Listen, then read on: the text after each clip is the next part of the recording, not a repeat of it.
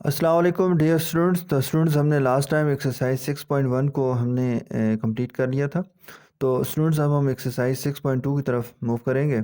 तो स्टूडेंट्स हमने last time जो एक्सरसाइज 6.1 को हमने स्टडी किया तो उसके अंदर हमने जो बेसिक तीन फार्मूलाज अलजेब्रिक फार्मूलाज को हमने यूज़ किया वो होते हैं वो a plus B whole square is equal to A square plus 2ab plus B square.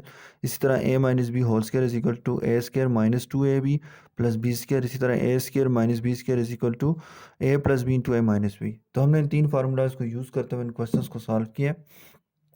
अब स्टूडेंट्स हमने देखना है कि हमारे पास जो है हमने जो नेक्स्ट जो आपकी जो एक्सरसाइज है उसके अंदर कुछ स्टूडेंट्स हमने नंबर्स के ऊपर स्टूडेंट्स आपको याद होगा आपने देखें जैसे हमने फैक्टराइजेशन हमने पढ़ी थी।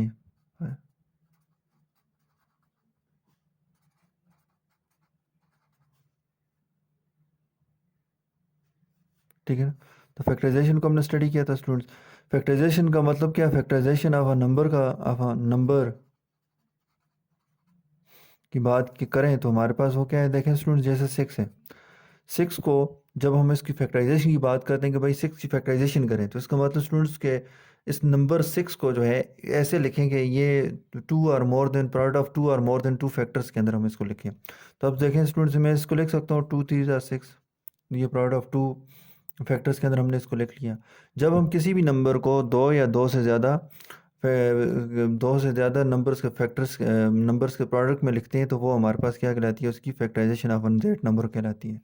अब देखें जैसे स्टूडेंट्स मैं कहता हूँ कि हमारे पास नाइन है तो नाइन की जो हमारे पास फैक्टराइजेशन है मैं कह सकता हूँ उसको मैं एक्सप्रेस कर सकता हूँ लिख सकता हूँ three multiply by three. Three three ज़ा नाइन नहीं होता।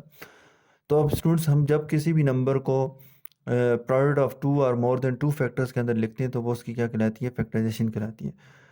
इसी तरह स्टूडेंट्स हम अगर बात करें तो हमारे पास जो है factorisation factorisation of an algebraic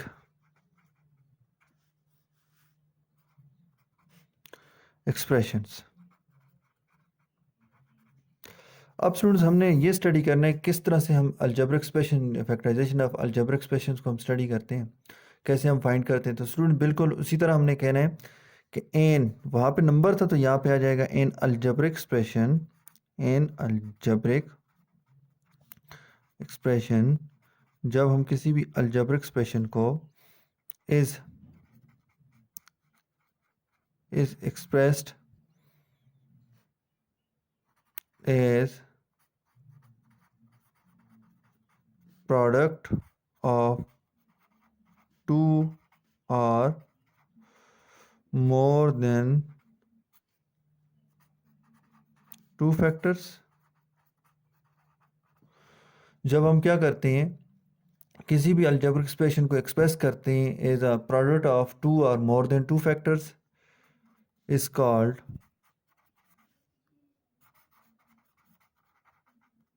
factorisation of algebraic expression. तो वो उस अलजेब्रिक एक्सप्रेशन की क्या कहलाती है? फैक्टराइजेशन कहलाती है। तो स्टूडेंट्स हम यहाँ पे अब फैक्टराइजेशन ऑफ अ नंबर नहीं पढ़ेंगे बल्कि factorisation of a algebraic expression. तो बेटा वही है हमारे पास कि वहाँ पे अगर दो या दो से ज़्यादा प्रोडक्ट ऑफ दो या दो से ज़्यादा नंबर्स के प्रोडक्ट में लिखते थे किसी नंबर को। यहाँ पे हम क्या करेंगे किसी भी अलजेब्रिक एक्सप्रेशन को दो या दो से ज़्यादा दो अलजेब्रिक फैक्टर्स के अंदर जब हम क्या करते हैं किसी अलजेब्रिक एक्सप्रेशन को लिखेंगे उसको तो वो हमारे पास factorization of an algebraic expression कहलाएगी। अब स्टूडेंट्स नेक्स्ट जो है हम एक्सरसाइज की तरफ जाते हैं। तो एक्सरसाइज है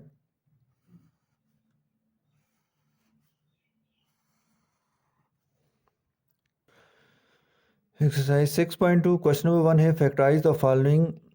तो फैक्टराइज करें फॉलोइंग हमारे पास जो है। तो अब स्टूडेंट्स हमारे पास जो पहली जो काइंड है वहाँ पे जो क्वेश्चंस के अंदर वो है फैक्टराइजेशन ऑफ अलजेब्रिक एक्सप्रेशन जो है कहते हैं वो जो अलजेब्रिक एक्सप्रेशन होगी वो जो जिसकी आप फैक्टराइजेशन करेंगे वो ऑफ द फॉर्म वो इस शक्ल की होगी कि हमारे पास वहाँ पे तीन टर्म्स होगी। उन तीन टर्म्स के अंदर हर टर्म के अंदर हमारे पास कोई नंबर होगा या वेरिएबल जो होगा वो कॉमन होगा। तो अब देखें स्टूडेंट्स, यहाँ पे जो है हमारे पास जर्नल लिस्ट ने लिखा हो, तो यहाँ पे अब देखें के तीनों टर्म्स के अंदर है, तो के को कॉमन ले लें, तो अंदर रह जाएगा ए प्लस बी प्लस सी।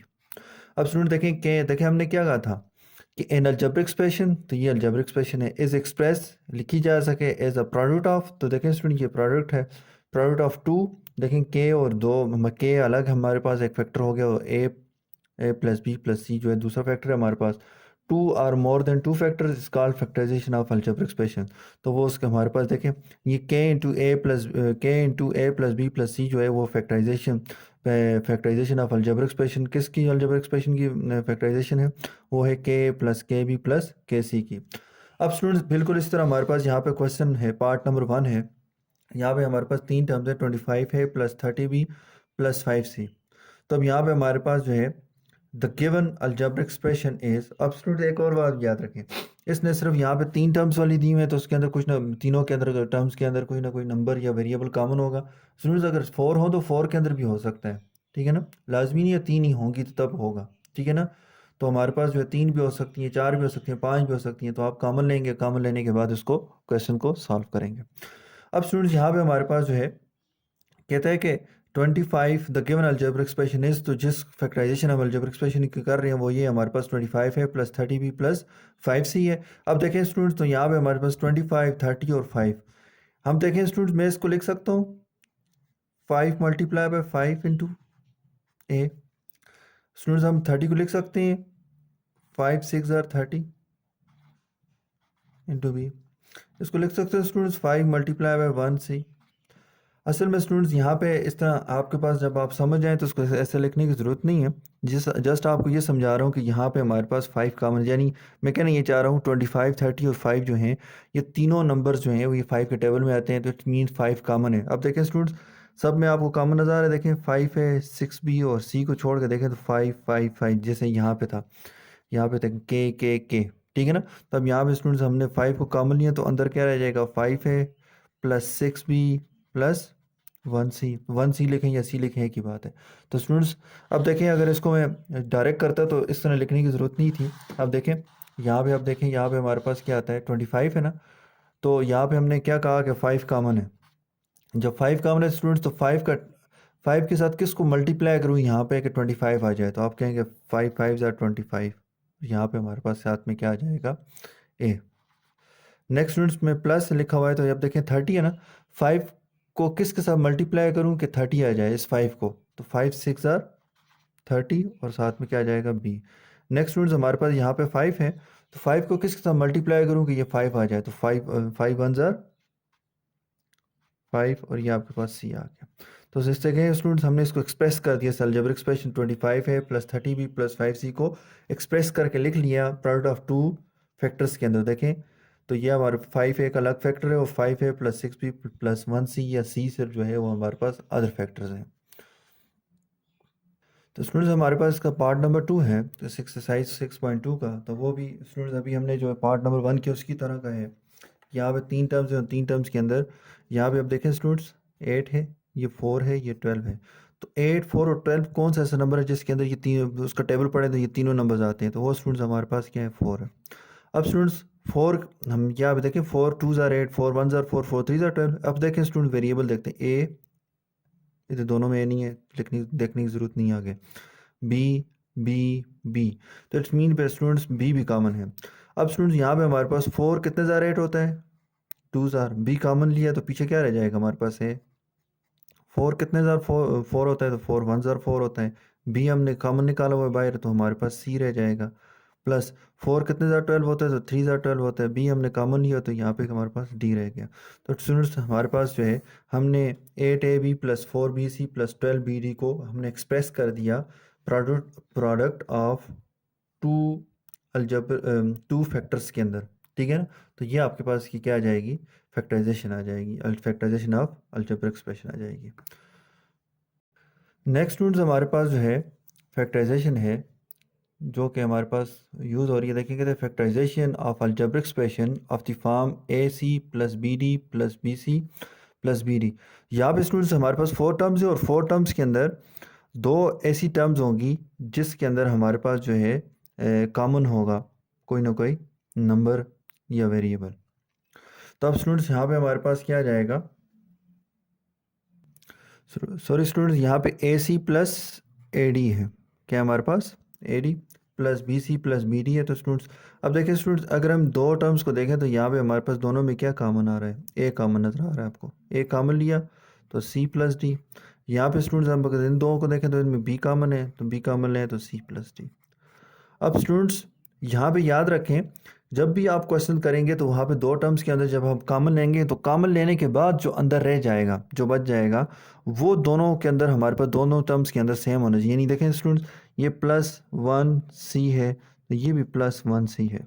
अगर ये प्लस वन डी है तो ये भी प्लस वन डी होना चाहिए, ठीक है ना। यानी स्टूडेंट्स साइन के लिहाज से, कोफिशिएंट के लिहाज से, वेरिएबल के लिहाज से, हर लिहाज से सेम होना चाहिए। अब देखें स्टूडेंट्स, जब कॉमन लिया ना तो ये एक टर्म बन गई, ये दूसरी टर्म बन गई, ठीक है ना, यानी कॉमन लेने के बाद। अब देखें स्टूडेंट, यहाँ पे सी प्लस डी है, इधर भी सी प्लस डी है ना। अगर मैं सी प्लस डी को कॉमन ले लूँ तो सी प्लस डी कॉमन आ जाएगा, तो पीछे क्या रह जाएगा, ए प्लस बी। तो अब देखें students, A C plus A D plus B C plus B D को हमने एक्सप्रेस कर दिया प्रोडक्ट ऑफ टू फैक्टर्स के अंदर। तो ये स्टूडेंट्स आपके पास इस तरह के क्वेश्चन होंगे, हम उनको सॉल्व करेंगे, देखेंगे। नेक्स्ट स्टूडेंट्स हमारे पास जो एक्सरसाइज 6.2 का पार्ट 5 है, तो हम देखते हैं स्टूडेंट्स, यहाँ पे आप देखें 4 टर्म्स हैं। अब स्टूडेंट्स मैंने थोड़ी देर पहले भी कहा था 3 टर्म्स वाला, जब हम क्वेश्चन फॉर्म में क्वेश्चन था उसको कर रहे थे, तो उसके अंदर हमने कहा था स्टूडेंट लाजमी नहीं कि 3 टर्म्स के अंदर ही कोई कॉमन वेरिएबल हो, कोफिशिएंट नंबर हो, तो हम उसको निकालते हैं कॉमन। अब स्टूडेंट यहाँ पे अगर देखें तो इन 4 टर्म्स के अंदर, अब यहाँ पे देखें स्टूडेंट्स, 2 2 3 3, अगर देखें तो नंबर्स कोफिशिएंट किसी का कोई कॉमन वगैरह नहीं है, ठीक है ना। दो का अलग डिफरेंट, इसका अलग डिफरेंट है। अब स्टूडेंट इसके अलावा देखें variable x x x x तीनों के अंदर है। अब स्टूडेंट एक और बात भी याद रखें, जब भी आप वेरिएबल कॉमन लें, जब भी आप वेरिएबल कॉमन लें तो उस वक्त स्टूडेंट सबसे छोटी पावर वाले वेरिएबल को कॉमन लें। अब देखें एक्स एक्स है, सब टर्म्स के अंदर देखें student Y Y Y Y Y भी है, यानी देखें वाई का क्यूब वाई पावर वन। इसी तरह हमारे पास क्या है, वाई स्क्वायर, यहाँ पे हमारे पास क्या है, वाई पावर टू। तो अब स्टूडेंट देखें तो एक्स की सबसे छोटी पावर क्या है हमारे पास, वन। यहाँ पे y की सबसे छोटी पावर क्या है, वन। इन ये दोनों में कॉमन निकालते हैं। अब स्टूडेंट जब मैं कॉमन निकालूंगा तो अब देखें यहाँ पे टू, एक्स पावर हमने x की बाय निकाल दी तो x की पावर टू थी, तो कितनी हो जाएगी, x पावर वन। ये देखें x की पावर तीन थी, तो तीन में से एक निकाल दी तो हमारे पास कितनी रह जाएगी, कॉमन ले लिए तो क्या आ जाएगा, टू आ जाएगा, plus two x power three. और यहाँ पे y पावर वन लिखने की ज़रूरत नहीं है। अब देखें minus three, x power three है तो एक कॉमन ले लिए तो हमारे पास क्या हो जाएगा, X power two, Y power two, तो एक कॉमन ले लिए तो Y power one, minus three, तो ये वाई पावर वन। अब स्टूडेंट देखें, तीनों के अंदर, चारों टर्म्स के अंदर कॉमन था तो वो भी हमने निकाल दिया, तो ये एक्स आ गया, एक्स इंटू वाई। अब स्टूडेंट्स अगर हम यहाँ पे मज़ीद इसको आगे लेके चलें तो अब देखें दो दो टर्म्स के अंदर कॉमन है, यानी स्टूडेंट्स जो पहली फॉर्म पढ़ी है वो भी होगी, अब सेकंड फॉर्म की तरफ जा रही है। सेकंड फॉर्म के अंदर हम दो दो टर्म्स को लेते हैं। अगर इस फर्स्ट दो टर्म्स को अगर हम लें तो इनमें देखें तो स्टूडेंट सामने नज़र आ रहा है टू भी कॉमन है। ये देखें, ये एक्स पावर वन है, ये क्या है, एक्स पावर थ्री है, तो दोनों में एक्स मौजूद है दो टर्म्स के अंदर, तो हमने सबसे छोटी पावर वाला वेरिएबल कॉमन लेना है। तो यहाँ पे वेरिएबल एक्स की सबसे छोटी पावर क्या है, वन है, तो एक्स पावर वन ले लिए, तो वाई स्केयर, यहाँ पे वाई स्केयर, वाई की वेरिएबल है ही नहीं है तो कॉमन लेने की ज़रूरत नहीं है। तब स्टूडेंट्स जब मैं इसको कॉमन लूँगा तो अब देखें टू कितने ज़्यादा टू होता है, टू वन ज़्यादा टू होता है। एक्स पावर वन मैंने कॉमन लिया हुआ है तो पीछे क्या रह जाएगा, वाई स्केयर। अब देखें student next, two plus two कितने ज़्यादा टू होता है, टू वन ज़्यादा टू होता है। और यहाँ पे हमारे पास क्या, एक्स पावर वन हमने कॉमन लिया तो कितना रह जाएगा, एक्स स्केयर रह जाएगा, माइनस थ्री। नेक्स्ट यहाँ पे दोनों टर्म्स दोनों हमारे पास जो है दोनों जो हमारे पास, सॉरी स्टूडेंट्स, यहाँ पे जो है थ्री एक्स वाई स्केयर नहीं है, Y power four, Y power four. तो अब देखें हमने एक वाई पावर वन निकाल दिया तो कितनी रह जाएगी थी, हमारे पास थ्री रह गए थे। अब यहाँ पे हमारे पास देखें हम क्या करेंगे, वाई पावर वन को जब हम कॉमन लेंगे तो अंदर क्या रह जाएगा, थ्री कितने ज़्यादा थ्री होता है, थ्री वन ज़्यादा थ्री होता है, और एक्स के हमारे पास हम लिखेंगे, और वाई पावर वन को हमने कॉमन लिया हुआ है। माइनस का साइन क्या हो जाएगा, प्लस में चेंज हो जाएगा क्योंकि माइनस भी कॉमन लिया है, ठीक है ना। साइन भी कॉमन निकल सकता है तो माइनस कॉमन लिया, तो माइनस कॉमन लेने से क्या हो जाएगा, जो अंदर जो टर्म्स का साइन वो चेंज हो जाएंगे, माइनस हुए तो प्लस हो जाएंगे, प्लस हुए तो माइनस हो जाएंगे। तो ये दोनों माइनस थे, ये भी देखें अब प्लस वन बन गया, ये भी क्या हमारे पास प्लस 3 1 ज़ा 3 और साथ में y पावर 1 निकाला है तो y स्क्वायर आ जाएगा। नेक्स्ट स्टूडेंट्स हमारे पास क्या है, एक्स वाई इंटू, तो अब यहाँ पे हमने लिखना है 2x, एक्स पावर 1 को हटा दें। नेक्स्ट हमारे पास देखें स्टूडेंट्स टर्म्स को देखें, मैंने स्टार्ट में कहा था जब कॉमन लेने के बाद जो अंदर जो हमारे पास जो टर्म्स रहेंगी उस साइन के लिहाज से देखें, +1x² +1x² +1y² +1y², दोनों सेम आ रही हैं, ठीक है। इसमें थोड़ा सा जस्ट इसको अरेंज भी कर लें तो यहाँ पे हम लिख लेते हैं x² +y² -3y, यहाँ पे भी x² +y², ये आपके पास आ जाएगा। तो एक्स वाई, तो यहाँ पे हमारे पास जो है इन दोनों, ये देखें अब दो टर्म्स बन गए कॉमन लेने के बाद, इन दोनों में क्या कॉमन है, तो x² +y² कॉमन है, तो अंदर रह जाएगा 2x -3y। तो ये स्टूडेंट्स इसका आंसर आता है। तो इस तरह से स्टूडेंट्स हमने क्वेश्चंस को सॉल्व करना है। अगर इस क्वेश्चन के अंदर देखें तो स्टूडेंट्स दोनों फॉर्म्स हमने जो पहली फैक्टराइजेशन की जो फैक्टराइजेशन ऑफ अलजेब्रिक एक्सप्रेशन की जो पहली फॉर्म पढ़ी है वो भी अप्लाई हो रही थी, और जो सेकंड हमने स्टडी की वो भी अप्लाई हो रही थी स्टूडेंट्स, ठीक है ना। तो सेकंड को अप्लाई करने से पहले मैंने जो फर्स्ट देखा तो हमारे पास चारों टर्म्स के अंदर वेरिएबल x पावर 1 और y पावर 1 कॉमन नज़र आ रहे थे, उनको निकाल दिए कॉमन लेने के बाद फिर हमने क्या किया, इनको दो दो टर्म्स लेके इनमें जो जो कॉमन था वो निकाला। कॉमन निकालने के बाद बेटा यहाँ पे हमारे पास x² +y² और x² +y² को हमने कॉमन निकाल के 2x -3y को हमने साथ में मल्टीप्लाई करके लिखा। तो अब देखें ये जो एक्सप्रेशन है हमारे पास 2x² y³ +2x power 4y -3x³ y² -3xy power 4 जो है उसको हमने प्रोडक्ट ऑफ 3 फैक्टर्स के अंदर लिखा है, प्रोडक्ट ऑफ 3 अलजेब्रिक फैक्टर्स के अंदर हमने इसको लिखा है। नेक्स्ट स्टूडेंट्स हमारे पास इसी फॉर्म सेकंड फॉर्म का एक और क्वेश्चन हमने लिया है जो है 2ax + bx + 6ay + 3by। तो अब स्टूडेंट्स अगर हम देखें तो ओवरऑल तो हमारे पास कोई भी सारी टर्म्स, जैसे यहाँ पे तमाम टर्म्स के अंदर x और y कॉमन थे तो यहाँ पे तो इस तरह नहीं है। यानी स्टूडेंट्स हम क्या करेंगे, दो टर्म्स को यहाँ से लिया, दो टर्म यहाँ से लिया और उनके में से देखेंगे क्या कॉमन है उसको बाय निकालेंगे। तो अब देखें स्टूडेंट पहले फर्स्ट टर्म के अंदर x कॉमन है तो x कॉमन लिया तो ये आता है 2a + b। नेक्स्ट स्टूडेंट्स हमारे पास जो है देखा जाए तो देखें 6 और 3 जो हैं वो हमारे पास जो है 3 के डबल में आते हैं तो 3 इसको मतलब है कॉमन है। और नेक्स्ट स्टूडेंट्स हमारे पास देखें तो वेरिएबल y भी कॉमन है, दोनों टर्म्स के अंदर मौजूद है तो ये भी आ गया। 3 कितने ज़्यादा 6 होता है, 3 2 ज़्यादा 6 और a आ जाएगा, y आपने कॉमन लिया हुआ है। 3 कितने ज़्यादा 3 होता है तो 1 ज़्यादा 3 होता है और हमारे पास b आ जाएगा और y हमने कॉमन लिया हुआ बाहर। अब देखें स्टूडेंट्स हमने लिखा तो 2a + 1b, तो ये भी 2a + 1b है। तो इन दोनों टर्म्स के अंदर ये जब दो चार से हमने दो कॉमन लेने के बाद ये दो टर्म्स बन गए। इन दोनों टर्म्स के अंदर अगर देखें तो कॉमन क्या है, 2a + b है और यहाँ पे हमारे पास क्या आ जाएगा x + 3y। ये स्टूडेंट्स इसका आंसर है। वो क्वेश्चन थोड़ा सा लेंथी इस वजह से था कि वहाँ पे दो फॉर्म्स अलग अलग सेपरेट लग रही थी। पहले हमने फर्स्ट फॉर्म को ऑफ अलजेब्रिक एक्सप्रेशंस को लगाया, यानी तमाम टर्म्स के अंदर देखा वेरिएबल x और y कॉमन थे वो निकाले, फिर हमने दो दो टर्म्स लेके उसको हमने एक्सप्रेस किया, सॉल्व किया, ठीक है। स्टूडेंट्स हमारे पास नेक्स्ट जो फैक्टराइजेशन की जो काइंड है हमारे पास फॉर्म है वो है factorisation of algebraic expression of the form. तो वहाँ पे स्टूडेंट्स हमारे पास जो क्वेश्चन होगा वो होगा इस फॉर्म के अंदर a² + 2ab + b² होगा। तो स्टूडेंट्स हम उसको कन्वर्ट करके लिखेंगे a + b का होल स्क्वायर। इस तरह स्टूडेंट्स हमारे पास देखें स्टूडेंट्स, और यहाँ पे एक बार और भी याद रखें कि यहाँ पे देखें जैसे x का स्क्वायर होता है, x का स्क्वायर का मतलब क्या है कि x जो है वो 2 टाइम्स मल्टीप्लाई होता है, ऐसे ही है ना स्टूडेंट्स।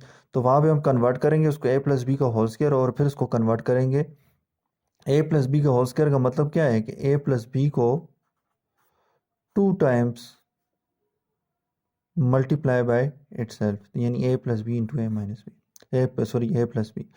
इस तरह स्टूडेंट्स हमारे पास क्वेश्चन होगा a² - 2ab + b²। इसको आप स्टूडेंट्स कन्वर्ट करोगे a - b का होल स्क्वायर। तो अब स्टूडेंट्स हम आएंगे आगे देखेंगे कैसे इसको कन्वर्ट करते हैं। और यहाँ पे a - b होल स्क्वायर किसकी इक्वल होता है students, a - b × a - b।